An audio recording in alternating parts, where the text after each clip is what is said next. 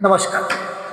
आता आपण या भागामध्ये आपण पाहूया की या डिजिटल इकॉनॉमीचा जो काही इफेक्ट आहे तो अर्थव्यवस्थेवर कसा. आता मी एका भागामध्ये सांगितलं की डिजिटल इकॉनॉमी अर्थव्यवस्थेच्या विकासासाठी अतिशय गरजेची अशी व्यवस्था आहे. ह्या डिजिटल इकॉनॉमीमुळे अर्थव्यवस्थेवर अनुकूल परिणाम झालेला आहे. डिजिटल इकॉनॉमीमध्ये सगळे व्यवहार पारदर्शक होतात. डिजिटल इकॉनॉमीमुळे आर्थिक व्यवहार पारदर्शक होतात. डिजिटल इकॉनॉमीमुळे भ्रष्टाचाराला अटकाव किंवा भ्रष्टाचारावर नियंत्रण प्रस्थापित होतं. डिजिटल इकॉनॉमीमुळे सरकारच्या उत्पन्नामध्ये वाढ होऊन सरकारचं आर्थिक सामर्थ्य या डिजिटल इकॉनॉमीमुळे वाढवता येऊ शकते. सगळे फायदे जरी असले तरीही त्याचे तोटे किंवा त्याचा विपरीत परिणाम देखील अर्थव्यवस्थेला भोगावा लागतो. म्हणून भारतामध्ये निरक्षरतेचं प्रमाण किती आहे ह्याचा जर विचार जर केला तर देशामधले बहुसंख्य लोक हे गरीब आहेत. म्हणजे देशाच्या एकूण लोकसंख्येपैकी आताही लोकसंख्येपैकी जवळपास 29 ते 30% लोक हे दारिद्र्याच्या अवस्थेमध्ये जीवन जगतात. हे गव्हर्नमेंट रेकॉर्ड डॉक्युमेंट्स आहे. पण ओरिजिनल ह्याच्यापेक्षा कितीतरी लोक दारिद्र्याच्या अवस्थेमध्ये जीवन जगत असतात. मग असे लोक जर दारिद्र्याच्या अवस्थेमध्ये जर जीवन जगत असेल तर ह्यांना या डिजिटल इकॉनॉमीचा काय फायदा, त्याचा ते लाभ कसे काय घेऊ शकतात. आणि म्हणून देशातील बहुसंख्य लोक हे गरीब आहेत. त्यांना स्मार्टफोन, कम्प्युटर, लॅपटॉप हे जे काही डिव्हाइस आहे ते त्याचे गॅजेट्स आहेत हे खरेदी करण्याची त्याची जी क्षमता आहे ती क्षमता त्यांची नसते. आणि जरी सरकारने त्यांना ह्या वस्तू कमी किमतीमध्ये उपलब्ध जरी करून जरी दिल्या तरी त्यांना सातत्याने त्याचा वापर करण्या एवढी सक्षमता त्यांची नसते. आणि म्हणून दुर्गम भागामध्ये जरी तुम्ही डिजिटलायझेशन सुरू केलं तर अनेक प्रकारच्या प्रॉब्लेमला हे डिजिटल इकॉनॉमी फेस करते. तुम्ही आता शहराच्या कुठल्या एखाद्या मध्यवर्ती भागामध्ये जरी उभा राहिला आणि जरी एखाद्याला फोन करायचा म्हटलं तर जर network is not available on your telephone, ह्या मोबाईल नंबरवर नेटवर्क सुविधा उपलब्ध नाही. बँकेमध्ये असताना देखील बऱ्याच वेळा आपण बँकेशी व्यवहार करायचा असतात. बँकेतून बँकेला मेसेज जर करायचा झाला तर बँकेमधूनच मेसेज जातो. काय होतं, नेटवर्कची उपलब्धता राहत नाही बऱ्याच वेळा. ग्रामीण भागातली काय परिस्थिती, शहरी भागामध्ये जर नेटवर्क सुविधा जर दिवस 2 दिवस बराचसा टाइम जर नेटवर्क जर जाम होत असेल, नेटवर्कची सुविधा उपलब्ध होत नसेल तर ग्रामीण भागाच्या लोकांनी काय करायचं. म्हणजे डिजिटल इकॉनॉमीचे फायदे कोणाला आहे का नाही. तर देशातल्या दुर्गम भागामध्ये नेटवर्कची सुविधा उपलब्ध नसल्यामुळं नागरिकांमध्ये ऑनलाईन व्यवहार करण्याबाबतची जी संशयित आहे हा संशय मोठ्या प्रमाणामध्ये आहे. यालाच डिजिटल अर्थव्यवस्थेचे प्रतिकूल परिणाम असं म्हटलं. म्हणजे डिजिटल अर्थव्यवस्था आपण स्वीकारली पण त्याचा प्रतिकूल परिणाम आहे का नाही. रोजगारामध्ये घट झालेली. आता काय झालंय की ग्रामीण भागामध्ये आता भारतामध्ये मनुष्यबळ कसं आहे, मोठ्या प्रमाणामध्ये आहे का नाही. आता आपण पाहिलं तर आपल्या देशाची लोकसंख्या किती आहे, 140 कोटीच्या वर गेली आहे. म्हणजे मनुष्यबळ भरपूर आहे. परंतु मनुष्यबळ जर भरपूर असेल म्हणजे श्रमशक्ती आपल्याकडे भरपूर आहे. म्हणजे एका बाजूला श्रमशक्ती भरपूर आहे आणि दुसऱ्या बाजूला आपण डिजिटल इकॉनॉमीमध्ये आपण तंत्रज्ञानाचा वापर मोठ्या प्रमाणामध्ये करू लागलो तर वाढत्या लोकसंख्येला रोजगार देण्याची जी क्षमता आहे त्या डिजिटल इकॉनॉमीमध्ये तेवढी आहे का, हा एक अभ्यासाचा मुद्दा आहे. आणि म्हणून ह्या डिजिटल इकॉनॉमीमध्ये तंत्रज्ञानाचा वापर मोठ्या प्रमाणामध्ये केला जात असल्यामुळं अनेकांना आपल्या नोकऱ्या किंवा आस्थापनेमधल्या ज्या नोकऱ्या आहेत ह्या त्यांना गमवाव्या लागतात. डिजिटल इकॉनॉमी तंत्रज्ञानाचा वापर मोठ्या प्रमाणामध्ये झाला आणि तंत्रज्ञानाचा वापर मोठ्या प्रमाणामध्ये झाल्यामुळं अनेकांना आपल्या नोकऱ्या गमवाव्या लागल्या. आणि पुढेही एवढी मोठी लोकसंख्या जर वाढत असेल आणि तंत्रज्ञानाचा वापर जर आपण सगळीकडे जर केला जात असेल तर कुठं लोकांना रोजगार उपलब्ध प्राप्त होईल. म्हणजे स्वयंचलित तंत्रज्ञानाचा वापर मोठ्या प्रमाणामध्ये केला जात असल्यामुळं मानवी संसाधनाची जी गरज आहे ती मानवी संसाधनाची गरज दिवसेंदिवस कमी होऊ लागलेली आहे का.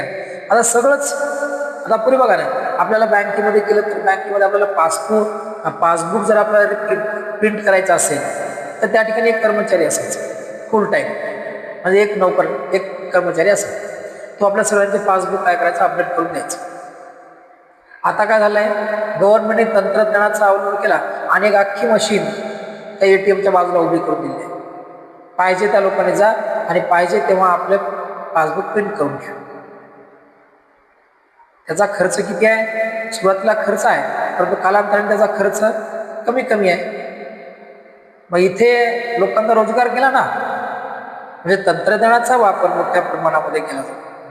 हा केला जात असल्यामुळं ऑनलाईन जे काही बँकिंगमुळं आता बँकेतले जे कर्मचारी आहेत हे कर्मचारी जे आहेत ते पूर्वी संख्या जास्त होते, तर बँकेमध्ये आता तंत्रज्ञानाचा वापर मोठ्या प्रमाणामध्ये केला जातो. बँकेमधले कर्मचारी देखील कमी कमी होणार. आता हे बँकेतलंच नाही तर अनेक व्यवसायामधलं जे काही कर्मचारी वर्ग आहे तो कर्मचारी वर्ग कपात त्या ठिकाणी केला जात आहे.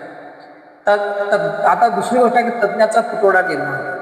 आता डिजिटल अर्थव्यवस्थेमध्ये गुंतागुंतीच्या प्रक्रिया आणि तंत्रज्ञान वापरलं जातं आणि या तंत्रज्ञानाचा योग्य पद्धतीने वापर करण्यासाठी मोठ्या प्रमाणामध्ये तंत्रज्ञ आणि व्यावसायिकांची आवश्यकता असते. परंतु भारताच्या ग्रामीण भागामध्ये किंवा अर्धनागरी भागामध्ये विशेष करून तंत्रज्ञ आणि प्रशिक्षित व्यावसायिक उपलब्ध नाही. त्याच्यामुळे या डिजिटल इकॉनॉमीवर त्याचा प्रभाव आणि सगळ्यात महत्वाचे गुंतवणूक काही कमी नाही हो, प्रचंड प्रमाणामध्ये गुंतवणूक आहे. म्हणजे डिजिटल अर्थव्यवस्था जर आपल्याला मजबूत करायची असेल तर त्या ठिकाणी त्याचं इन्फ्रास्ट्रक्चर, त्याचं उच्च दर्जाचे तंत्रज्ञान, उच्च दर्जाचं इंटरनेट सेवा, उच्च दर्जाचं मोबाईल नेटवर्किंग किंवा दूरसंचार सुविधा, या सगळ्या गोष्टी अद्ययावत असणं गरजेचं आहे आणि त्यासाठीचा मोठ्या प्रमाणातला खर्च त्या ठिकाणी केला जात असतो. गुंतवणुकीची आवश्यकता त्या ठिकाणी मोठ्या प्रमाणामध्ये असते. परंतु भारताच्या सारख्या विकसनशील देशामध्ये अशा प्रकारचं इन्फ्रास्ट्रक्चर उभं करणं हे खूपच खर्चिक काम आहे आणि म्हणून संपूर्ण देशामध्ये अशा प्रकारचं नेटवर्किंग विकसित करण्यासाठी प्रचंड प्रमाणामध्ये खर्च करावा लागतो आणि कुठेतरी या खर्च आणि या पायाभूत सुविधा याचा कुठेतरी आपला ताळमेळ बसलेला नाही. म्हणून आपण डिजिटल इकॉनॉमीचा स्वीकार तर आपण केला आहे, परंतु त्याचे फायदे जर आपल्याला प्राप्त करायचे असेल तर या गोष्टीकडे लक्ष देणं गरजेचं आहे. आणि सगळ्यात महत्त्वाचं ऑनलाईन पद्धतीने फसवणूक होऊ शकते डिजिटल इकॉनॉमीमध्ये. आता आपण वाटतं ज्येष्ठ नागरिक किंवा अशिक्षित लोकांची, आता अशिक्षितच नाही हो तर शिक्षित लोकांची देखील मोठ्या प्रमाणामध्ये फसवणूक होते. कारण काय की ते फसवणूक करणारे त्यांना जाळ्यामध्ये अडकवतात. आता उदाहरणार्थ समजा मोबाईलमध्ये तुम्हाला फोन येतो, क्या आप जो मैं आपका नाम ले रहा हूँ, जो आप रमेश जी है आपका मोबाइल नंबर पे हमारे कंपनी ने ऑफर दिया है, आपका मोबाइल नंबर विनर हो गया है, आपको 10 लाख का प्राइज मिल गया है, तो कृपया आप अपने अकाउंट डिटेल हमें इस नंबर पर भेज दीजिए. प्रश्न आपल्याला असा बोलला पाहिजे, आपला नंबर कुठल्या कॉम्पिटिशनमध्ये आपण दिलेला नाही आणि आपल्याला एवढ्या रकमेची लॉटरी लागते. लगेच काय लोक त्या प्रलोभनाला बळी पडतात आणि लगेच आपले डिटेल्स त्यांना देऊन टाकतात. काही मोबाईलवर लगेच सांग तुमचं ATM कार्ड ब्लॉक झालं, तुमचं क्रेडिट कार्ड ब्लॉक झालं, तुमचं डेबिट कार्ड ब्लॉक झालंय, तुम्हाला ते सुरू करायचं आहे, त्याचा OTP पाठवा. OTP FTP अकाउंटवर सगळं पाठवलं की आपलं दुसऱ्या सेकंदामध्ये आपलं खातं सगळं नील होऊन जाईल. म्हणजे अशा प्रकारची फसवणूक देखील मोठ्या प्रमाणामध्ये होऊ शकते. म्हणून भावनिकतेचा अभाव म्हणजे भावनिकता आणून आपली फसवणूक त्या ठिकाणी केली जाऊ शकते. ज्येष्ठ नागरिकांची अनेक वेळा फसवणूक झालेली आहे. अनेक वेळा नाही, बहुतांश वेळा फसवणूक सुशिक्षित लोकांची देखील झाली. फेसबुकवर अनेक लोक आपल्या मित्रांचाच फेक अकाउंट उघडतात आणि दुसऱ्या मित्राला पैशाची मागणी करतात. म्हणजे ही देखील काय एक प्रकारची ऑनलाईन फसवणूकच आहे. हे एक डिजिटल इकॉनॉमीमध्ये हा एक तोटे या ठिकाणी आपल्याला पाहायला मिळतात. म्हणजे फसवणूक होण्याची शक्यता ही मोठ्या प्रमाणामध्ये आता झालेली आहे. पूर्वी काही ज्येष्ठ नागरिकांना अशिक्षित लोक त्याला बळी पडायचे असे नाही, आता सुशिक्षित लोकांचं देखील बळी पडण्याचं प्रमाण जे आहे ते बळी पडण्याचं प्रमाण आता त्यांचे मोठ्या प्रमाणामध्ये वाढलेलं आहे. दुसरं सायबर गुन्हेगारी देखील मोठ्या प्रमाणामध्ये वाढलेले की डिजिटल अर्थव्यवस्थेमध्ये या नवीन तंत्रज्ञानाचा वापर करत असताना सायबर गुन्हेगारीच्या प्रमाणामध्ये वाढ झाली. आता बहुतेक वेळा सर्व्हर हॅक केलं जातं आणि काही वेळा हे सर्व्हर हॅक केलं जाऊन दुसऱ्याच्या खात्यावरचे पैसे आपल्या खात्यावर वळवण्याची प्रक्रिया ही हॅकर मोठ्या प्रमाणामध्ये करतात. बँकांमधले खाती हॅक केली जाते. काही आपल्या क्रेडिट कार्डचा म्हणजे क्लोन क्रेडिट कार्ड बनवून आपल्या क्रेडिट कार्डचा क्लोन क्रेडिट कार्ड बनणं, अनेक प्रकारचे व्यवहार मोठ्या प्रमाणामध्ये केले जात असतात. व्हायरस अटॅक केला जातो, क्रेडिट कार्डची फसवणूक होऊ शकते. असे अनेक प्रकारे या डिजिटल तंत्रज्ञानाचा वापर करून अर्थव्यवस्थेमध्ये काहीतरी प्रश्न निर्माण केले. आता बघा, तुम्ही इंटरनेट चालू केलं, काही सर्वांनाच आहे दिसतं. तुमचं फेसबुक असेल किंवा कुठल्या गोष्टी असेल, इंस्टाग्राम, आता तर विविध अशा प्रकारचं चित्र प्रदर्शनही मोठ्या प्रमाणामध्ये केलं जातं.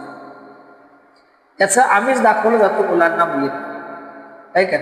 आता बरेचसे मुलगा आणि मुलं या इंस्टाग्रामच्या माध्यमातून किंवा फेसबुकच्या माध्यमातून अनोळखी व्यक्तींबरोबर मैत्रीचे संबंध निर्माण करतात. तिकडनं किंवा इकडनं आपल्या प्रदर्शन परिणामाच्या माध्यमातून समोरच्या व्यक्तीवर प्रभाव पाडण्याचा प्रयत्न करतात आणि समोरची व्यक्ती त्याला प्रभावित होऊन आपलं सर्वस्व त्या ठिकाणी सर्वस्वपणाला लावतो आणि मग आयुष्यामध्ये त्याला धोका प्राप्त होतो. म्हणजे अशा प्रकारचे गुन्हे, सायबर गुन्हे देखील मोठ्या प्रमाणामध्ये त्या ठिकाणी होऊ शकतात. असे रेकॉर्ड जे आहेत, म्हणजे नॅशनल क्राईम रेकॉर्ड ब्युरोच्या अहवालामध्ये असं स्पष्ट झालेलं आहे की म्हणजे आपण ज्याला म्हणतो की बिभिस्त चित्रचा वापर केला जातो, आहे का नाही? तर त्याच्यावर 2010 आणि 2011च्या तुलनेमध्ये माहिती तंत्रज्ञान व्यवहाराच्या अंतर्गत सायबर गुन्हेगारीमध्ये 85.4% वाढ झालेली आहे. बघा, म्हणजे हे गुन्हे एकच नाही, तर या इंटरनेटच्या माध्यमातून जेवढे काही गुन्हे घडून येतात ते सगळे गुन्हे सायबर क्राईमच्या अंतर्गत आहेत. आणि म्हणून 2010च्या 2011मध्ये थोड्याफार प्रमाणामध्ये सायबर गुन्हेगारीमध्ये घट झालेली आहे. म्हणजे आता लोकांना जाणीव झालेली आहे की नाही, हे सगळं फ्रॉड आहे. आपल्याला कोणी व्यक्ती एखादी फ्रेंड रिक्वेस्ट पाठवते, आपल्याला आमिष दाखवते, आपल्याला प्रलोभन दाखवले, म्हणजे नको त्याचं प्रदर्शन करते आणि आपण त्याला प्रभावित होतो. आता हे लोकांना कळलं की यार दिस रॉंग, इज अ फ्रॉड, हे सगळं काय फ्रॉड आहे. आणि म्हणून आता लोकांमध्ये बऱ्याच प्रमाणामध्ये याविषयी जाणीव आणि जागृती निर्माण झाली असल्यामुळे सायबर क्राईम जो आहे तो आता सायबर क्राईम हळूहळू काय झालाय, तो कमी होत चाललेला आहे, ही आपल्याला या ठिकाणी दिसते. आता भारतामध्ये डिजिटल अर्थव्यवस्थेला चालना देण्यासाठी आपल्या देशाचे पंतप्रधान माननीय नरेंद्रजी मोदी यांनी 1 जुलै 2015 रोजी हा डिजिटल इंडिया हा जो महत्वाकांक्षी कार्यक्रम आहे तो कार्यक्रम त्यांनी सुरू केला. का? तर अर्थव्यवस्थेला चालना मिळावी हा त्यांचा उद्देश. डिजिटल इकॉनॉमीमुळे आपल्या देशाची अर्थव्यवस्था जगाच्या अर्थव्यवस्थेबरोबर ओळखली जाईल. आपल्याला जगातल्या अर्थव्यवस्थेबरोबर आपल्याला आर्थिक व्यवहार पूर्ण करता येईल आणि आर्थिक विकासाचे फळं आपल्या अर्थव्यवस्थेला चाखता येतील, हा उद्देश प्रामुख्याने या डिजिटल इंडिया हा कार्यक्रम, महत्वाकांक्षी कार्यक्रम सुरू करण्याच्या पाठीमागचा हा उद्देश पंतप्रधानाचा होता. आणि म्हणून या कार्यक्रमाचे मुख्य लक्ष्य काय होतं, तर सक्षम डिजिटल समाज निर्माण करणं आणि ज्ञानसंपन्न अर्थव्यवस्था करणं, हा या डिजिटल इकॉनॉमीचा ब्रीदवाक्य होतं. म्हणजे संपूर्ण समाज हा काय झाला पाहिजे, सक्षम झाला पाहिजे, डिजिटल झाला पाहिजे. म्हणजे प्रत्येकाने आपल्या तंत्रज्ञानाचा वापर करून आपले आर्थिक व्यवहार असतील किंवा इतर जे काही उपक्रम असतील ते पूर्ण करावे, हा उद्देश प्रामुख्याने याचा होता.